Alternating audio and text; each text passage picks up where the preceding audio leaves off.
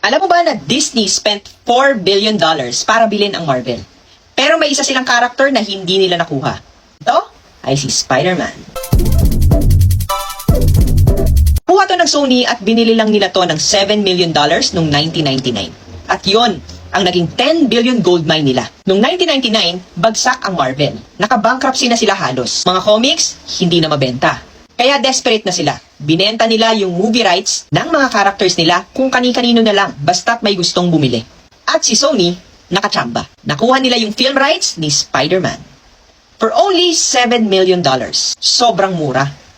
Ngayon isipin mo, halos walang naniniwala noon. Nakikita ang superhero movies. Para sa marami, parang throwaway character lang si Spider-Man. Pero yung pagsugal ni Sony na yon, nag-pay off. In 2002, lumabas yung unang Spider-Man movie ni Tobey Maguire. Guess what? $822 million ang kinita nito worldwide. Biglang naging goldmine ang superhero movies noon. Si Marvel, nakatingin lang habang si Sony ang kumikita ng limpak-limpak kay Spider-Man. Pero doon natuto si Marvel. Sabi nila, hindi na pwede na iba ang makinabang sa characters natin. Kaya ginawa nila ang Marvel Studios. At noong 2008, pumutok si Iron Man. Doon nagsimula ang Marvel Cinematic Universe or MCU. Fast forward to 2009, pumasok si Disney. Si Bob Iger ang bumili ng Marvel for $4 billion. Kasama na lahat. 5,000 characters, Iron Man, Thor, Captain America, Avengers, lahat. Pero, hindi pa rin kasama si Spider-Man. Kasi hawak pa rin ni Sony ang film rights nito. And guess what? Yung 7 million investment ni Sony, naging 10 billion franchise with just 12 movies. Per movie, siya ang pinaka-profitable na superhero. Tapos, dumating si Tom Holland. Nagkaroon ng partnership ang Marvel at Sony.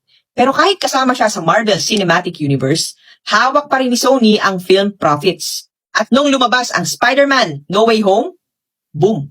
$1.9 billion ang kinita nito. Pinakamalaking hit ng Sony ever. Hindi lang nag-stick kay Peter Parker si Sony. Muha sila ng ibang universe. Spider-Verse, Oscar winner pa to noong 2018. At si Venom, na $1.3 billion worldwide ang kinita.